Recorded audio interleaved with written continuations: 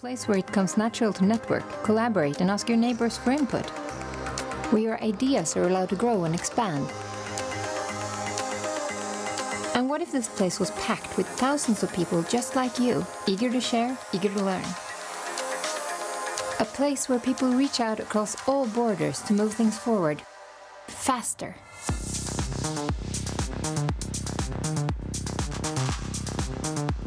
What kind of businesses would grow in this environment? Yours?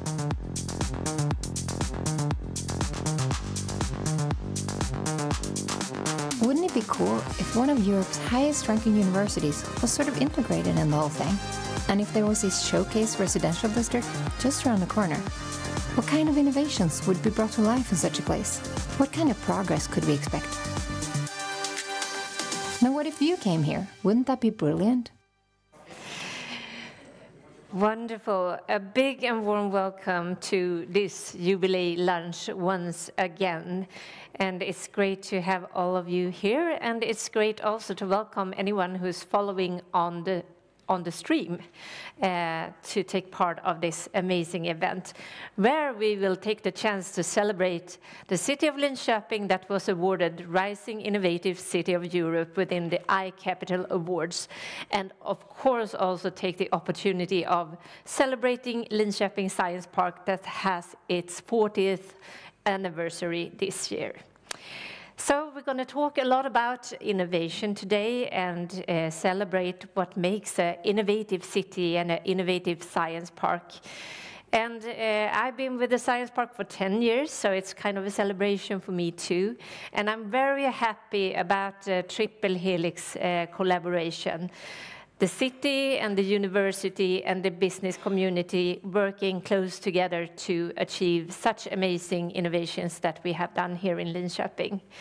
But it also is a lot about maintaining and building the long-term infrastructure for enabling innovation, upholding the networks, creating the meeting places like today, but also working with different methods and processes to support innovation and acting on what's happening in the surrounding world. Today we're going to talk about a triple transition, and mostly of us have heard about the green and digital transition, but the triple also include the just and fair perspective, or the social aspect, if you would like to call it that way. And I have a very distinguished panel with me here today, and I would love to welcome Mr. Jean-David Malot, who is the Director of the European Innovation Council, as well as the SME Executive Agency. A big applause. Also, we have Mrs. Louise Feldin, Director of Business and Economic Development at the City of Linköping. A big applause.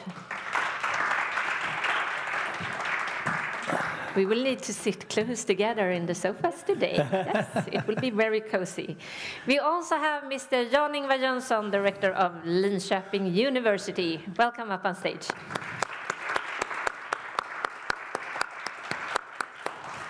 Wonderful. And then we also like to invite the business community. Anna Björklund, the COO of Epishine. Welcome. And last but not least, Anders Brodin, who is the CTO of CPaton. Welcome. And you will have to share this mic, not you. We have one of our own, but the rest. And I would like to advise you to hold it kind of high and close to your mouth. So, but I will start with you, Jean-David. Welcome to Linköping once again. Thank you very much for hosting us. And I know that you came here yesterday afternoon. Yes. So how has it been so far? Just amazing. Just the confirmation, and even more, that we made the right choice by selecting Linköping as the winner of this category of Rising Innovative European Capital.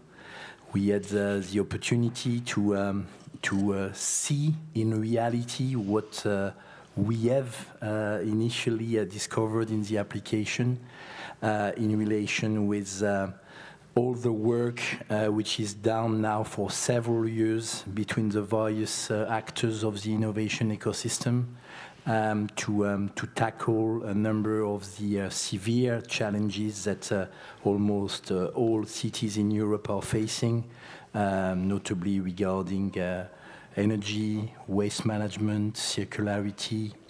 But what was absolutely fantastic for us was to see, in fact, in motion, this interaction between the various actors of the innovation ecosystem, from the university side to the business side, involving also, of course, governmental, local authorities, and last but not least, citizens.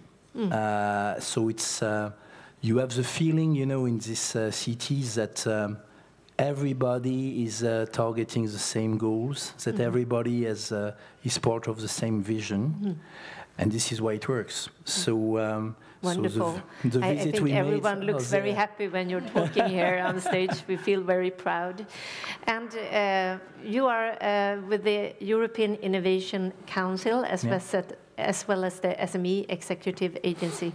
What do you do? What's the mission of the... In fact, this executive agency is focusing on the implementation of the major EU program, Commission program, dedicated to innovation and support to startup and SMEs. So the bulk of it is the European Innovation Council, which has the purpose to support from the origination of an idea up to the scaling up of deep tech startups. But it also providing support, in fact, to the European innovation ecosystem from the Horizon Europe program. Any program which are related, in fact, to the support to SMEs and intermediaries supporting SMEs in the context of a single market program. And last but not least, a dimension on which we are insisting a lot. Everybody knows the structural funds. I mean, usually the structural funds are shared management, so in reality implemented mainly by managing authority in member states. But you have one program in particular which is implemented at EU level, which is the Inter-Regional Innovation Investment Program, I3, which is implemented by our executive agency, which has really the purpose to create, in fact, synergies between various regions, on concrete ideas that are led by enterprise.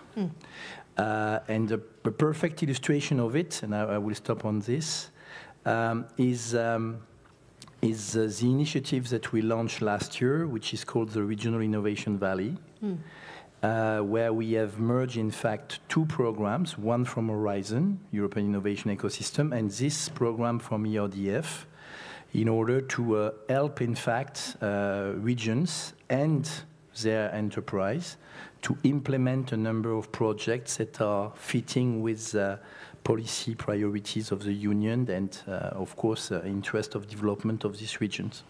Wonderful. And we have a lot of SME and startups and scale-ups here today. Can you just raise your hands?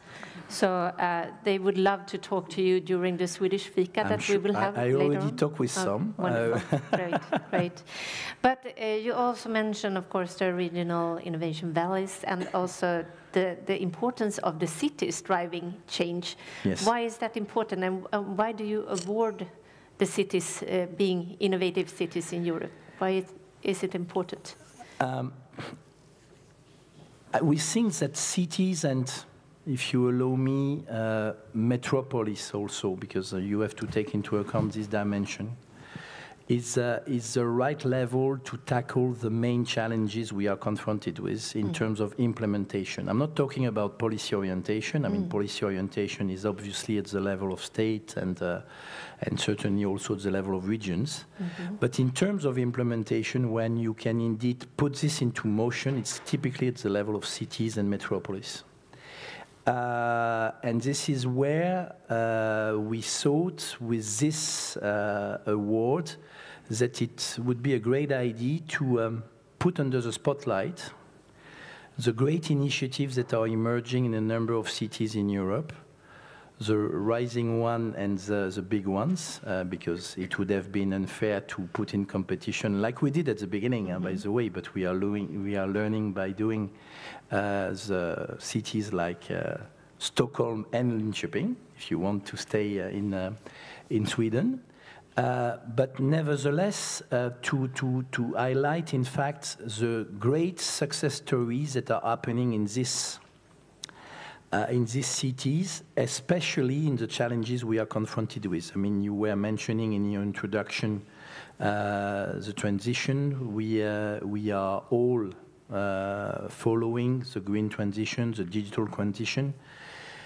I would add now, on top of what you said rightly regarding the just and fair approach, that we are confronted to other challenges. I mean, nobody in this room could have imagined 5 years ago the situation in which we are now. No. In 5 years, we went through a pandemic. We had war at the border of the Union. We had war in the Middle East. We have new tension worldwide. We have discovered that we were not autonomous. So at a certain extent, now we have the opportunity to tackle these challenges. So all the kind of transition we are confronted with, and where cities also will play a key role, and the states, of course, are linked to tech sovereignty, economic sovereignty, capacity to be competitive. And all of this will be all together without forgetting, of course, the green and the digital transition in an environment that have to be fair and just. But all of this is now in front of us. And we do believe that it's important that cities are exchanging among themselves in this context. So this is the 10th anniversary, you mentioned it, and we are very proud to launch it here at the moment of the 40th anniversary of your science park also, and almost the 50th anniversary of the university. Because we do believe that now we have a sampling of winners that can exchange among themselves. So we have the network of alumni that we have launched, but now we will expand this with a specific initiative like the Alliance, where the cities will have the possibility during a few days to exchange on specific topic. The first one will take place in Cascais, which is also one of the winners in the previous year. We will do it twice a year, and we would like to expand this because we do believe that a number of initiatives that are taken, implemented in Linköping, could be replicated elsewhere in Europe, and vice versa, a number of things that are taking place maybe in Cascais or maybe in Barcelona or Amsterdam or Paris or Espoo, whatever, could also be replicated here. So we have this chance to have this different innovation ecosystem in Europe. Of course, not everything is replicable, but it's maybe a source of inspiration also. So wonderful. This is our role to do this. So next time we will invite you to, maybe we can host an alumni event here in Linköping, maybe. So thank you very much. You take note, Jorge. Yes. And Louise, how does it feel to be the director of business and economic development in the most innovative city in Europe? In this size. How does it feel? How does it feel? Of course, it's wonderful. We are so happy. We are so proud. So yeah, what can I say? Great. What do you say? SMEs and scale-ups and startups. Wonderful. Yeah. It's a prize for everyone. It's not only the municipality. It's the prize to Linköping as an innovative hub. Wonderful. Yeah, you often mention that this is the prize for the whole of Linköping. And can you explore a bit about what you mean? I mean that we are, as you said in the beginning, that we are working in a triple multi-helix. Multi-helix, I like it. Yes. Often you say multi-helix. Yeah. Everyone's included.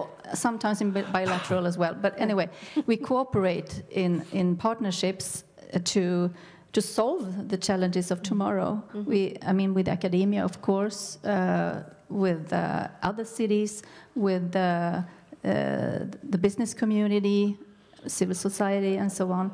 So it's not only the municipalities. I mean, it's not only our prize. We do this together. And as we talked last week when we were here for the Science Parks update, we have this great innovation ecosystem in Linköping and actually in the region. So that's why it is the prize of many. Wonderful. And in what way does the municipality work to support the green and the digital and the just and fair transition? Oh, we do it in many ways, but I can highlight the climate neutral Linköping maybe 2030, because that's a national initiative, climate neutral cities of Sweden. And we 2030. have like also brochures on the table that we would love you to bring back home. Absolutely, yeah. Tell us more. Yeah, and that is an initiative where we, as one of 23 cities, has taken on the challenge of the climate. The climate challenge, and we do this totally in partnerships, in cooperation with academia, with other cities, with civil society, with the innovative business community. So that is one example how we do that, and that is one of our work packages is about the twin transition. We need to be a digitalized also city. We will need to collect data to use it for services for our citizens and for our companies.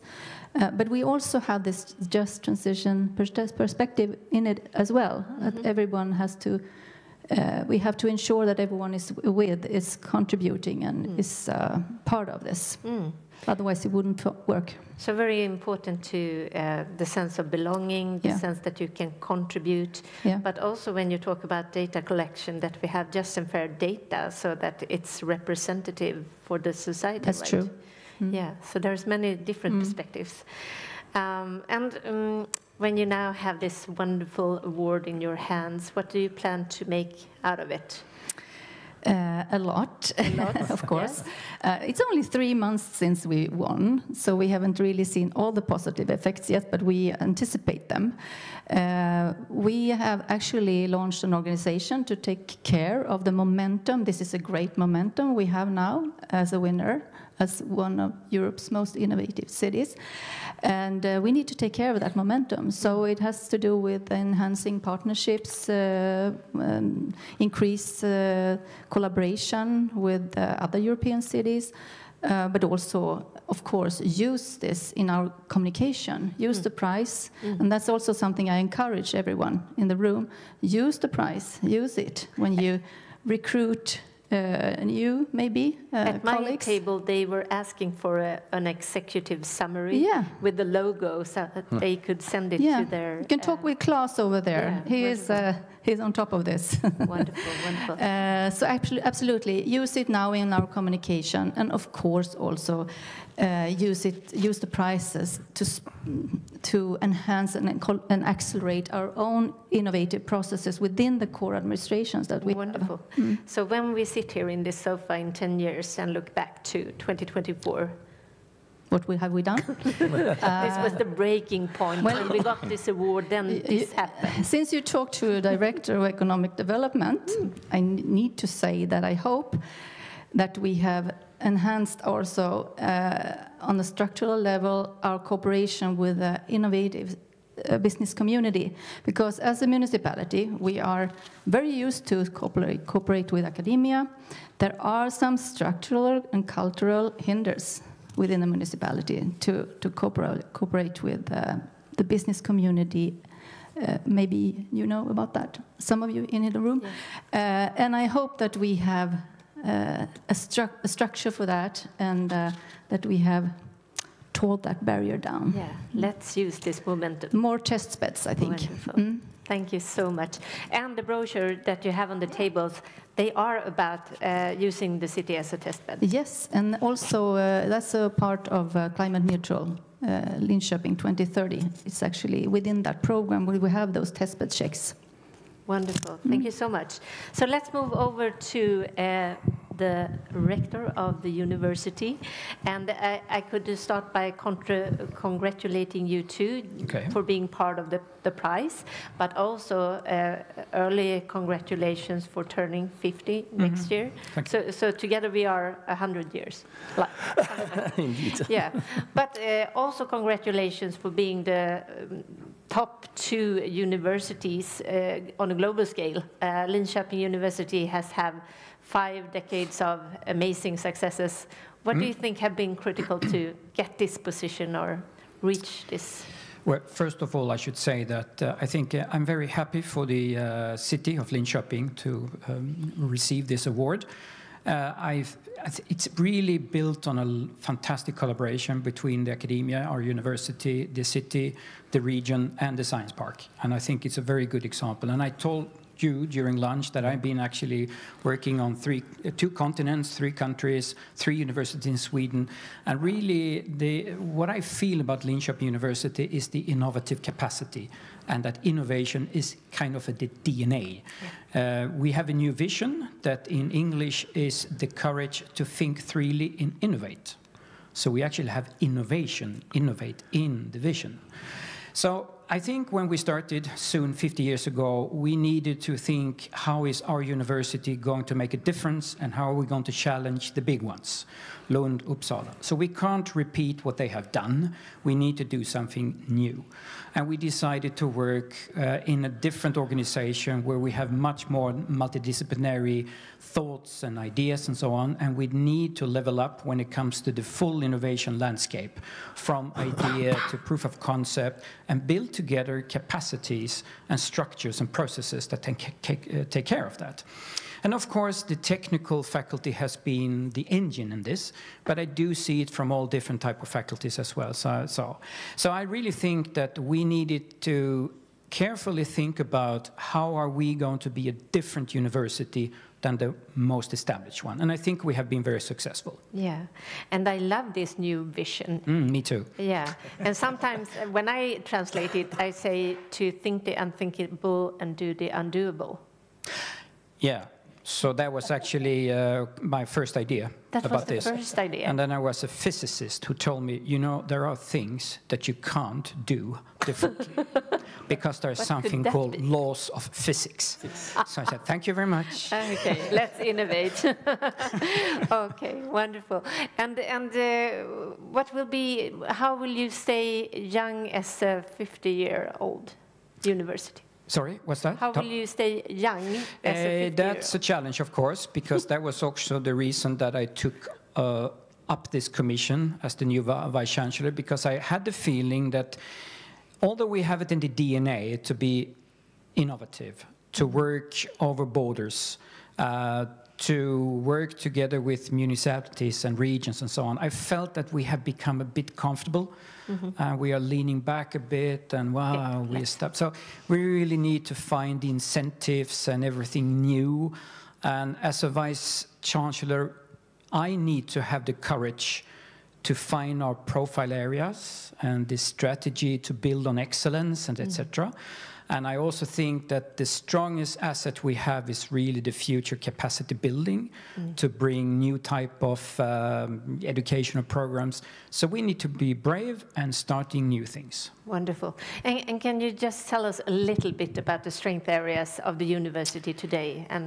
So no formal decisions has been taken, but of course we are extremely good when it comes to visualization and the digital future of society, whether it's in medicine, in medical applications, or whether it's in pedagogics, or whether it's out in schools and so on, but we are extremely good at that.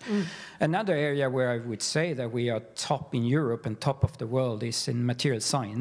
And the new and it's not really the materials going into humans, although the scientists are trying that too, but it's really the materials that could form the new circular society, sort of need to reuse everything we use in materials.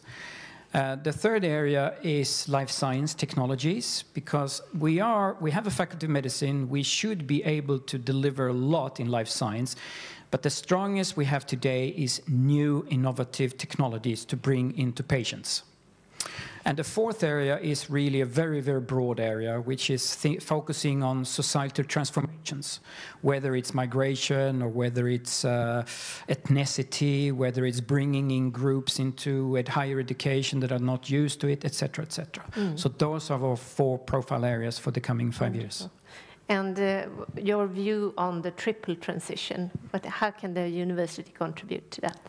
I think we already do, to be honest, and I think it's crucial, but I also think we need to align the strategies that we have at our end together with what the city, for instance, and the region want to focus on. And I said here in the sofa about a week ago, I think one area we will really have a perfect opportunity is within life science. So. Yes. You as a university also have a very strong commitment to the European Union, and you have a strategy to work with Europe. Can you tell us a little bit about that? We don't have a strategy yet, but we will, the coming fall, be the first university that has a European strategy. And it will be a research, innovation, and education strategy. So, of course, it's built upon that we are working within the European University initiatives. Yes. So we have one ECIU, which is actually bringing together 13 innovative universities in Europe. And we are focusing at the moment on SDG 11, which is, smart green cities, but we will expand on that. So that is really the first thought why we need a European strategy. A challenge in academia is all the faculty staff saying we need to be global. I agree. There should be no threshold when it comes to science and research communication and impact. Then again, we are in Europe, and Europe has tremendous challenges, and we as a university would benefit a lot to work together with European colleagues in different countries. Wonderful. And last but not least, we have 4 decades of groundbreaking innovation taking place in the Science Park. You as a university, you have the subsidiary lead incubator, and they are spinning out so many amazing companies, which we will talk to soon. How proud are you? I'm very, very proud, of course. Wonderful, great. And I know that we are one of maybe the 3 best innovative universities in Sweden. And as you probably know, in Europe, there is something called the European Innovation Scoreboard. Yes, I know. And we are in the highest. So, which is very unique for Sweden. This region is actually more successful when it comes to innovation than, for instance, South Sweden. I think the tops in Europe now is Switzerland, Denmark, Belgium, and Sweden. And our region is top scoring there. And that makes me extremely proud. Me too. Thank you. Thank you. And yes, you mentioned visualization, and I just have to highlight we're at CPaton today. They do a lot of great visualizations around the world. They do like Olympic Games and the Opera House in Sydney and a lot of exhibitions. They are just amazing. But now we have 2 amazing companies with us here. And I'm so super happy to say hello to you, Anna. Thank you. Thank you for having me here.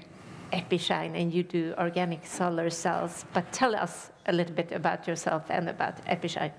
Yes, EpiShine is from the Linköping University, so we are a good example of innovation. We have developed a solar cell that can be used indoors to self-power electronics. So that is what I am doing. I'm the COO of the company. I've been the CEO for the last 3 years, but now more specialized in the COO role. So my passion is to really work with companies that are doing something that is important. And then I mean important for the planet, doing a positive planetary impact. And I really love working in a dynamic, innovative environment and scale up the company. And that is my passion. And that is what I do. Yes, I love this passion. And I love your company. And could you tell us a little bit about your ambitions, what you want to achieve? Yes, let's look 10 years from now. Yeah.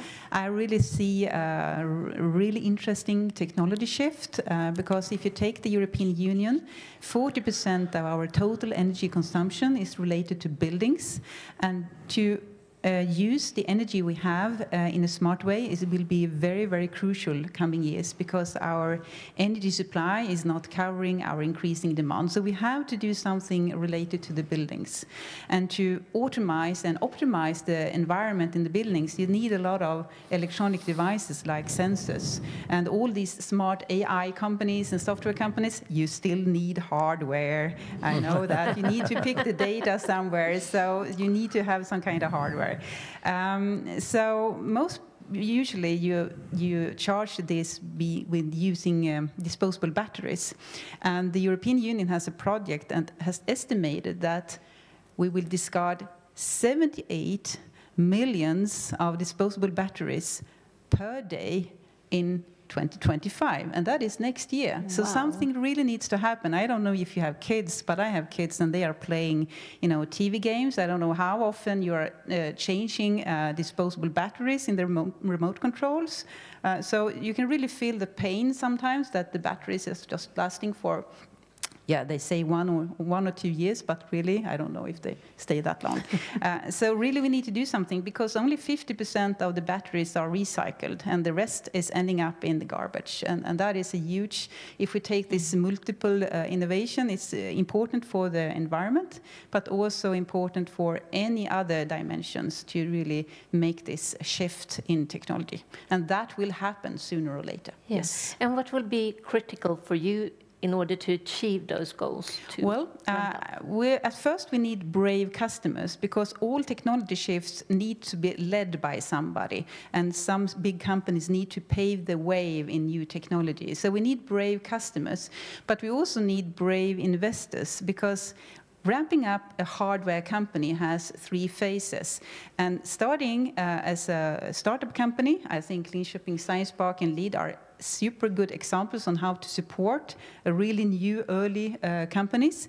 Then you have the second phase, where you need to invest a lot of effort, a lot of money in equipment, industrialization, automation, facilities, clean room environment in our case. And then you have the third phase, where you are profitable and growing as a company. And then you have a lot of investors that really support you when you are profitable. And you also have a lot of support when you're really, really early. But you have a gap in between there. And that is really critical, because quite many companies today are bankruptcy, because they don't get the money they need to really do that journey. So we need very brave investors to really support us in the journey in all these 3 phases. Brave investors. And since this is a birthday party, you get the chance to wish for something. You can wish something from the European Innovation Council, or from the city, or the university, or the Science Park. Well, if I start with the European Union, I think the European Union are a very good organization and can put a lot of power. You're very strong, and you can really influence these technology shifts.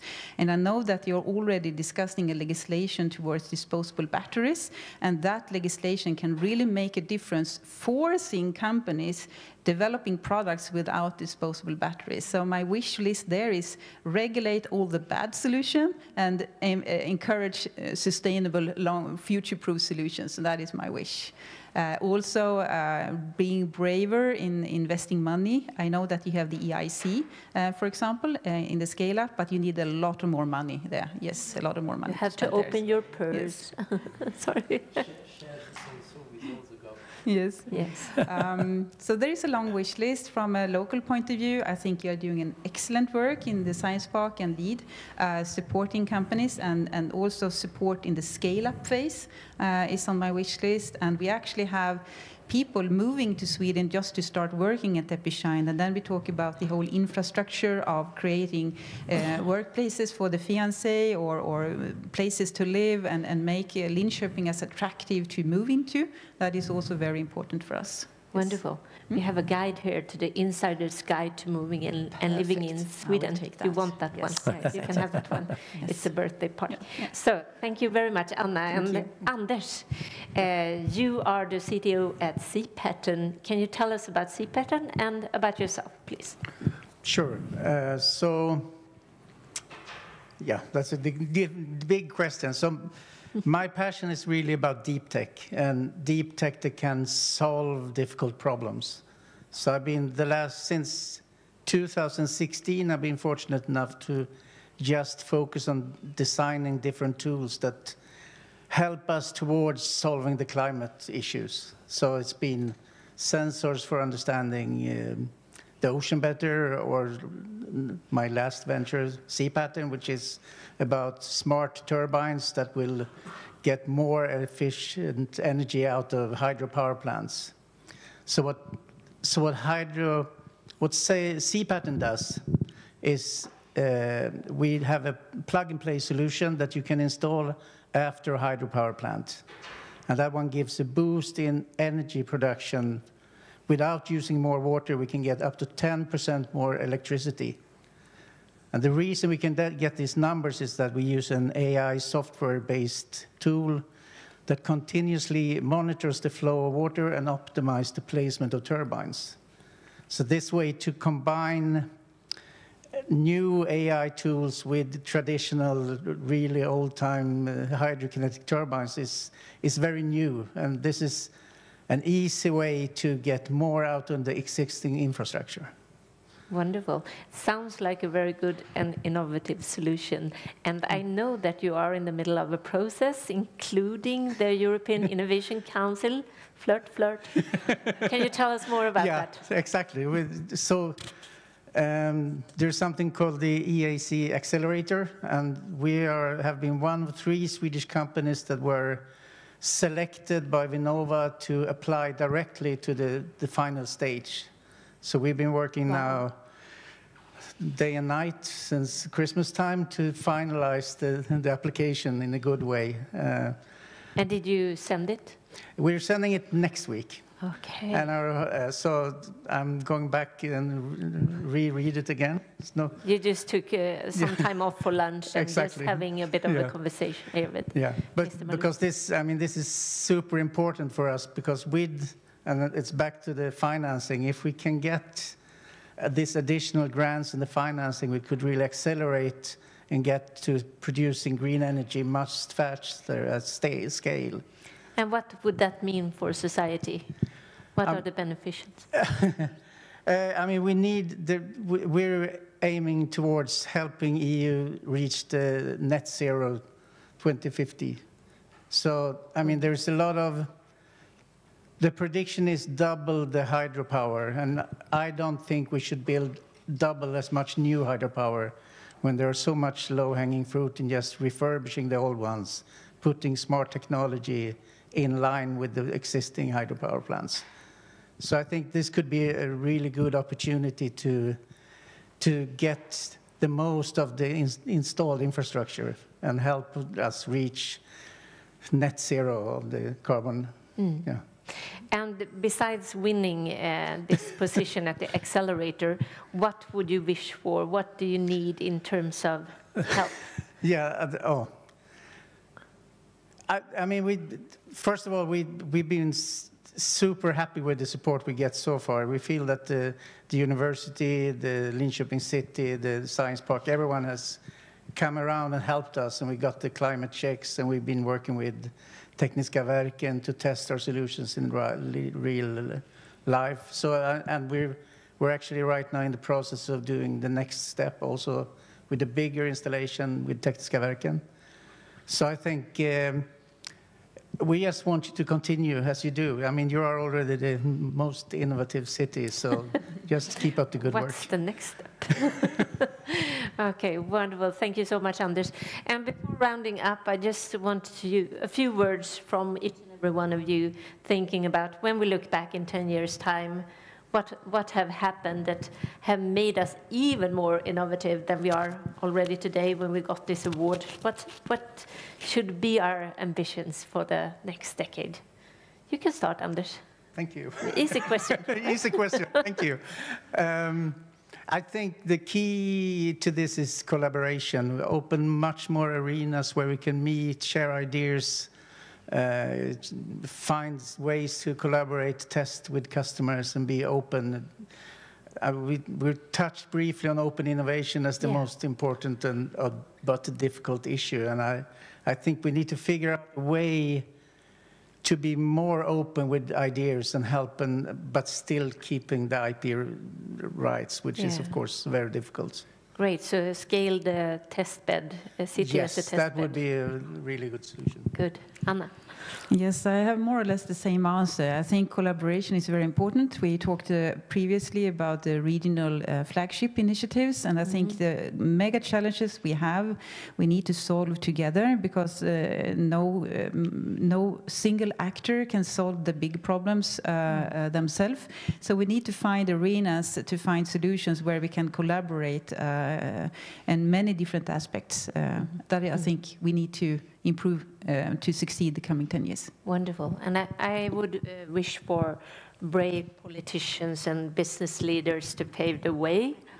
And You think I thought I answered before. Okay. You can do it. I can do it again. Well, I have a dream, you can say, about what I usually call the E-märkt zone innovation. Yeah, right. Good. Tagged zone. Yeah, yes. And that's opposite from K-märkt, and then you understand.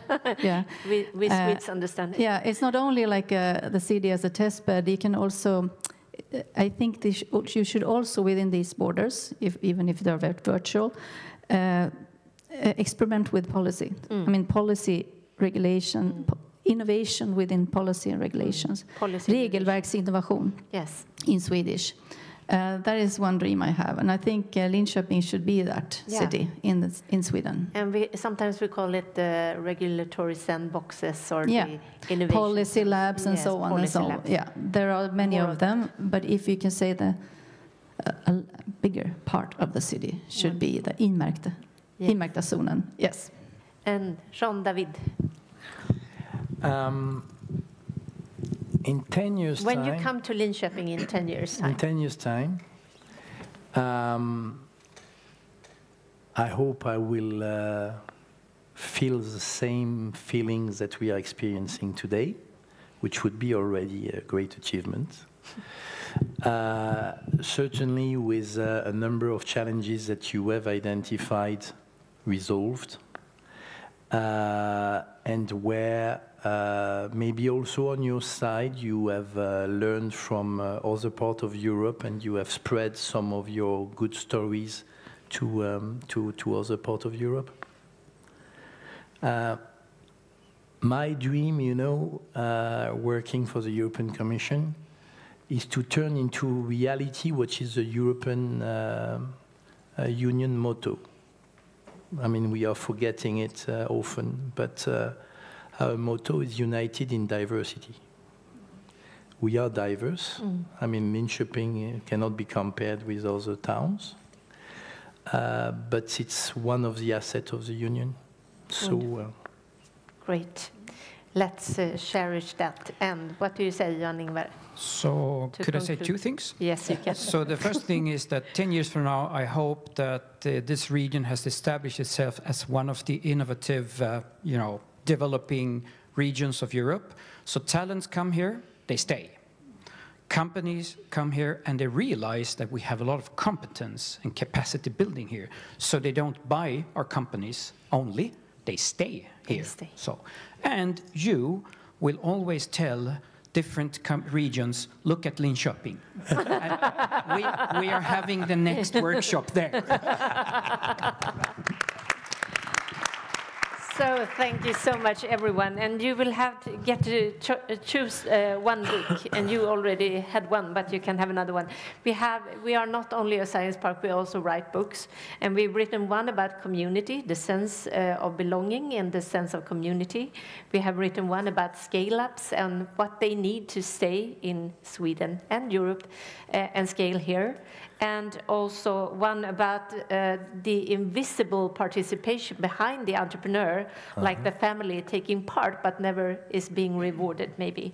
And also one about moving and living in Sweden. Maybe you would like this one. No, just you can. Which one do you want? You want that one? Okay, this one. Wonderful. Do you want one? You have all of them. Jan-Ingvar? I have 3 of them. You have 3 of them? You take that one, okay.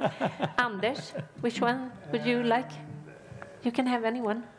There are, yeah? The scale-up. The scale-up one, wonderful. Yeah. A big hand of applause once again. Thank you so much. And now I'm going to ask you to say, Louise, and you, Jean-David, because it's time for the inauguration of iCapital 2024. So, Louise, once again, like we have some followers on the stream that might be thinking about applying for next year's iCapital Awards, maybe the Rising Innovative City of Europe. Why should any city in Europe apply for this award? Yes, but if you're sitting out there and you actually trust your capacity and competence within innovation, and you know you have what it takes, I really encourage to apply, because it's the whole journey from the decision to apply and the application process is really rewarding in itself. Mm-hmm. It creates a lot of proudness within the organization, and it's a very effective way to actually identify and summarize the bigger picture in the application. We have a lot of use of the application in other parts of our work right now, and of course it's not only the process, it's of course the win. That we actually won the gold medal was extremely, it was so great. Wonderful. We were so happy. And do you have any advice for the applicants? I think you should build on your strength. Of course, what is special about your city, and engage many. The more, the better. That can help with the different examples to the application, and I think it also from the first idea, I think it was in 2019, 2018 or 2019, that we actually were thinking about maybe this is something for us, and we sent in our application in 2023. It took time, but I think it's good that it takes time. Let it take time. Yeah. Yeah. Good luck. Good luck. And what will happen this year? How do you plan to take care of this award? And except for what I said before, that we will use the momentum as well as we can. We will also we are hosting an international conference, innovation conference, the 16th to 17th of September in Linköping, and where we will share our examples. And of course, we hope for so many of you as possible to come. You're very welcome. And all Europeans are very welcome. Yes, right? All Europeans, everyone. Everyone is that welcome. Wants to come to Linköping, very, very welcome. To talk innovation. And, to talk innovation and share. And get inspired. Yes. So thank you very much, Louise. Thank you. And now, I think it's time for a movie. Yes.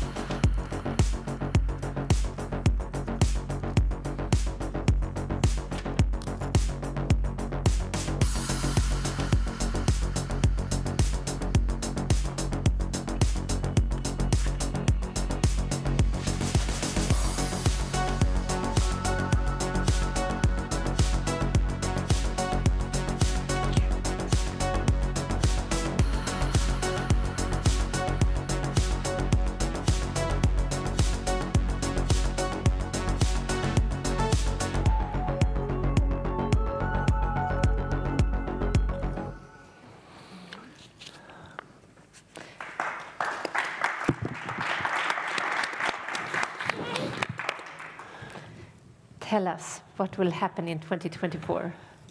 The 10th school, in fact. Yes. No, first of all, thank you very much for hosting this launch, and thank you from the city and to the mayor and his representative this afternoon.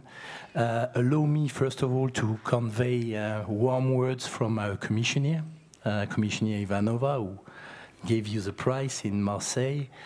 She was not able to come, but of course she's with us in her spirit, and she's convening also there. It's warm support, and again, congratulations. And I also, again, congratulate you for the great application of last year. As I said earlier today, we had the opportunity to feel in motion how true was the title of your proposal, Future Now. It's indeed the future now in this town. And we had the opportunity with the visit that we made to touch it. And again, congratulations for all of this. Today, indeed, we are launching the new iCapital Award competition. The deadline for submission is on the 18th of June. The award will be announced in Lisbon because they won last year, like you won. And it will be, again, the occasion of a moment where all the finalists will be present. The call is a little bit different than what we had in the previous year. I mean, each year we are learning, so a number of small things has been adjusted, but globally, I mean, the objective remains the same with the same kind of criteria, which are based indeed on what we have discussed before, on, of course, innovation per se, innovation from the various stakeholders, involving citizens with also the social dimension, and the objective to contribute also to the challenges and the transition we just discussed in the previous panel. On our side, I mean, now the team, which is led by Jorge, is full steam. We will be, of course, available for answering any question. There will be different occasions for this, for any city or metropolis in Europe or in associated country to the Union, because it's not limited to the 27 member states. It's also open to the countries that are associated to the framework program. And last year, you remember that we had our friends from Ukraine also that were among the beneficiaries. We will disseminate all of this, provide any support, with the support also of national contact point in various countries. And there will be a number of new initiatives that we are launching, starting with the Alliance Initiative and the first event in Cascade this year. So we hope that we will continue to receive impressive number of candidature. I have to tell you, I told you already last year that it was a rather competitive call. We see over the time that the number of applications is growing up. So we expect this year again that we will have a number of very impressive applications. This is the reason why, if you read carefully the terms of reference of the calls, that we have introduced the possibility to have another layout if we have more than 60 proposals received, in order nevertheless to maintain the objective of the announcement somewhere in November. So good luck to everybody. Of course, you cannot candidate again this year, but maybe later, especially if we want to see what will be the future in 10 years. Wonderful. So many thanks, and again, congratulations for what you have achieved and for your commitment. Wonderful. Thank you so much. And thank you, everyone, for taking part of this event and staying on and listening to the panel. And we will have, in a short minute or so, a Swedish fika, where we can continue mingling, take the opportunity to talk to the European Innovation Council and get a lot of tips on how to apply for different grants and so on, and just network with each other as well. Thank you so much for taking part. Thank you very much.